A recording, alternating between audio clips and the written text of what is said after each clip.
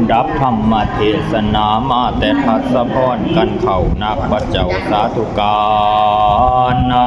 หิมมาพานกันพวงข้ามก้าวอ่างอัศจรรย์ท่านาขันบันทนทีนาตาชีห้ำโตเกิดว่าวิโตโศกเศร้าเหตุซองแจ่มเจ้าปัญจาบุรีวันนาปเวณีสีพรข่าวนาสองอ่อนไปไกลสุดวิสัยยามยงเทวดาโปรดกุณาหย่อมาข้าให้อดเอาอดเขาหัวเจ้าเกียรเจ้าก็ล่างที่เป็นกษัตริย์หรือข้องวัดเป็นราศีแผ่ไม่ตีดูคำเศร้าบัดนี้มามัดเอาสุยสกะตะข้ากะลิงคาราเถรุ่นนาวิตะข้าเมสุยสกุนามาพามานุ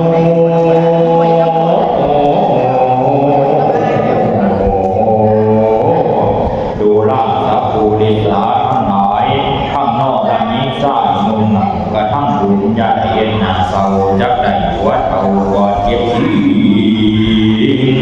ตีมต้นนี้ก็บ่ได้จีให้มีภาพติดนั่นเลยนะสัพพุริสาทั้งหลายกระทั่งบุญในเย็นนาซุ่มจักได้หัวนุ่งกอดวันที่แท้ดีหยาผ้าในกะลาน้ำไหลลักผ้าในกะลาน้ำหนักบรรกษัตริย์ทั้งสองพระองค์ทรงบันมาบวชเป็นฤาษีแค่ไม่ตีดูคำเศร้าวัดนี้นั้นมีเขาเนือง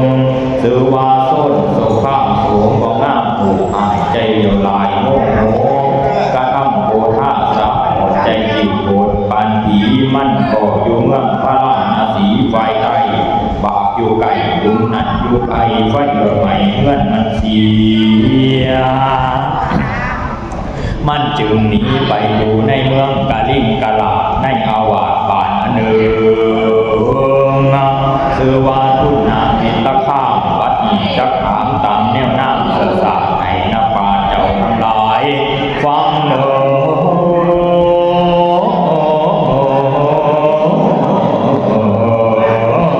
ดแม่แห่งภาคนั้นชื่อว่าจันทีพอแห่งภาคนั้นชื่อว่าภูหักนักปราชญ์เจ้าโนมันขึ้นว่าสู้สงครามตามแนวน้ำเสือสาก็ให้ขาดจากพุ่งสาให้มีเท่าการรักที่นี่ทิเพศเหตุว่ามันกระทำกิจการจริงจังแห่งคนทั้งหลายก็ขาดจากปีโซสุยสาภู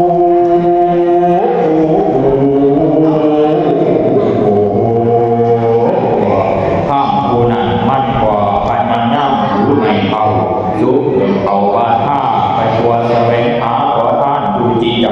ใจรับพิตว่า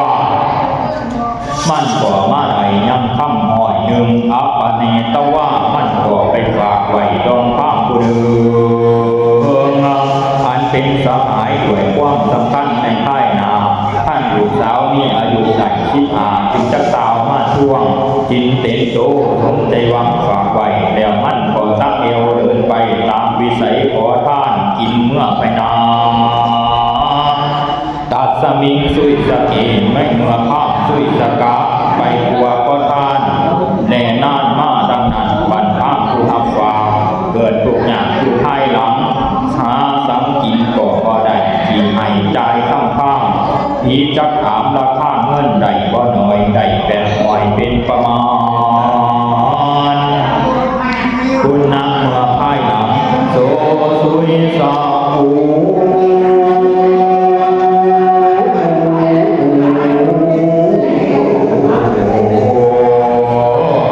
ส่วนดังเสาสลาสุสกะนั้นขาดว่าแม่น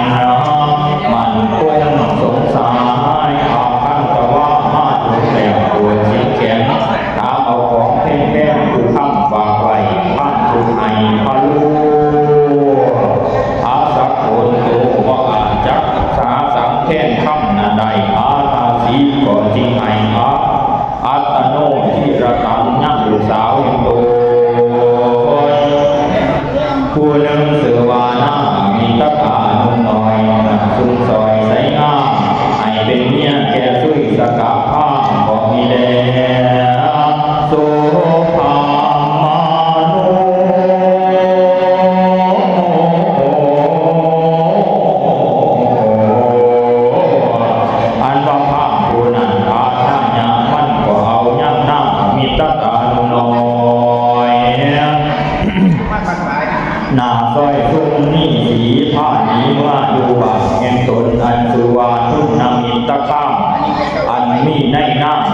กระดับก็มีแด่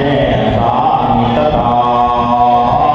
ส่วนดำหน้ามิตตาผู้สงสายตัวละสุดได้เขาพิรุธเป็นผัวเงียนมั่นได้เอาดอกบัวอันหักเหี่ยวไปบูชาพระปัจเจกเจ้าเมื่อย่ำคำจึงได้หัวเขาสูงสามเศร้าเดียวกับเขาตาก็เรียกขี่เบียกขี่แมงวันเทียบเทียบขี่แมงวันมันก็หัวละพัดหัวเขาทุกคำเศร้าเป็นธรรมดาอัตถาในกาลย่างนั้นบัดช่วยบัดข้ามนูนทั้งหลายทิศว่าก็หายังของวัดแห่งนางอมิตตาอันบัวละวัดหัวเขาทุกคำเศร้าบ่ได้ค่าฉันเช่นตีเขาบ่เมื่อกำหักหนาดายังเมียแห่งเขาวาดุลาน้ำทำลาย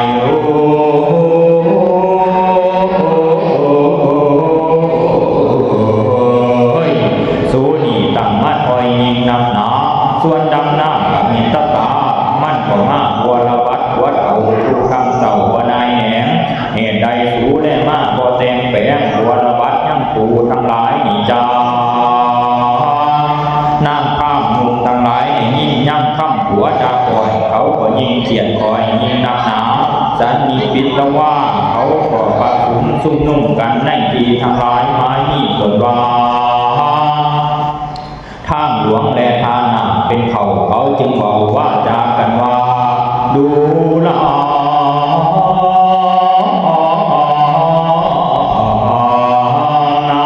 สาวทั้งหลาย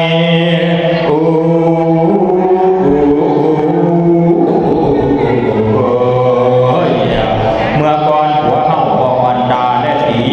แต่อีกาลากีนี่มันมาอยู่บ้านเฮามีส่วนหัวเฮามันจึงได้ใส่โผดว่าเฮานี่ประมาณได้รู้แค่ข้ามมันนี่เย็นแค่ใจเดือดร้อนเหมือนดังเขาก่อนนักมือมาตีแต่ดีเล่นอ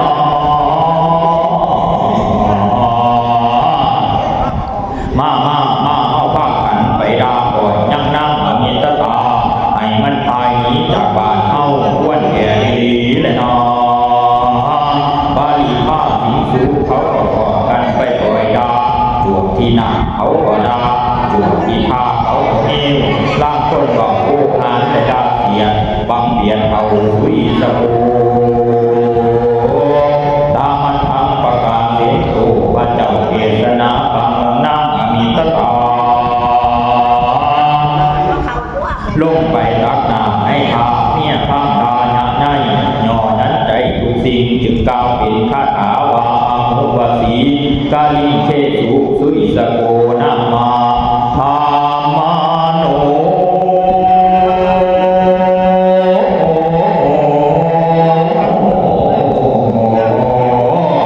อิกเวตุลาภิกขุทั้งหลายยังมีภาพผู้ดึงสือว่าสุยสโก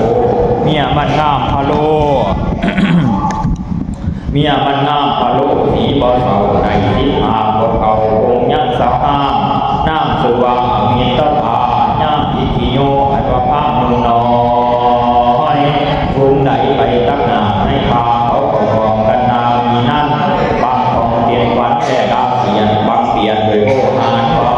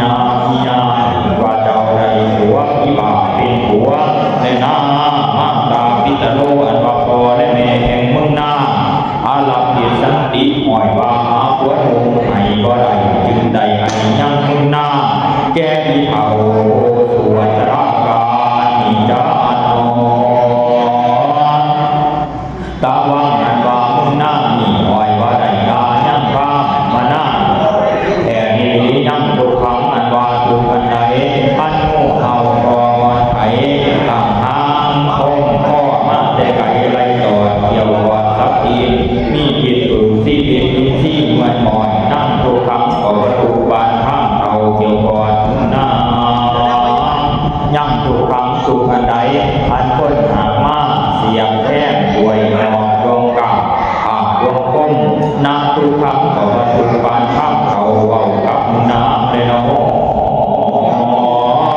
ยังประเสริฐนาเมืองน้ำผู้ใดอันไหนนอนสอดหัวเขาสวดสละหากเป็นผู้เหลือต้นเหลือท่านมีตัวของเขาต่อแต่ทานเสียงทานแท้นั้นแต่ดีแต่นาอีญาอันนอนกับหัวเขาปากความบอกจะระจามือพัวปลายรุ่งรูก่อนก็ถูกจังหวันเม็ดสีดำทั้งสีแก้วผูว่าเลี้ยวมันก็มีว่างเลยนาสีดำสีหน้าหัวแดงมีคิวหน้าเอาเดียวที่เบียนเหมือนดำผีโคนมาหลอกตาขอสอแก้วเห็นขาววันเงี้ยย่าบานขนเตาเม้นทีแห่เน่าบานผีตายเห็นดังลื่นมึงหน้ามาหานตีเนี่ยมันอยู่ใดนี่จ้ามึงจงปักมามึงจงปักไว้นักหัวเขาเสียแล้วแดงนี้ไปหาหัวมึงคุณซอยเสมอนะเถิดเจ้าบ่าวบ้านเหนือมีเงินก็เงินขอบกันยกเงินองเจ้าว่าก็เอาบ่าวบ้านใดมีเขาของทรงใส่ก็พันที่มีพวงจันทร์หลุไหลพัดดอกไม้ทั่วระเดียวเหมือนดังโมฆะขึ้นนางเทเป็นหน้าบัวไข่เศร้าไข่ไก่น้องยกยองปากแสนสองโบหารมันหนักแม่นล้านพักยังตูดูจึงให้ห่อมาไปโอ้มึงก็ว่าก็เอาดูว่าปีนี้ขอคอยหายจากคำเพียงบายไปมากว่าสตาคอยบ่มันบ่แก่บ่แม่นข้องเมื่อบัดเห็นใจหัวเท่าตาเพื่อนสาวลาวทั้งปางทั้งขังเบาและดังโมนะโสปฏิก่อมีผู้ดีผู้งามแก่มือน้ำสักอันน้ำข้ามมือทั้งหลายของกันปล่อยนายังน้ำมีตตาลังคนจับเอาข้านเนื้อบางหลังงำลังคนใดในก่อนกดแกงมาตีหัวหน้ามีตตาลับยินตะว่าน้ำก็ใดยังทำก่อนดาแห่งข้ามทั้งหลายภูมินันอาท่ายามันก็ถือเอาให้หน่อยมันโลกทันตาของในจงหนีเมื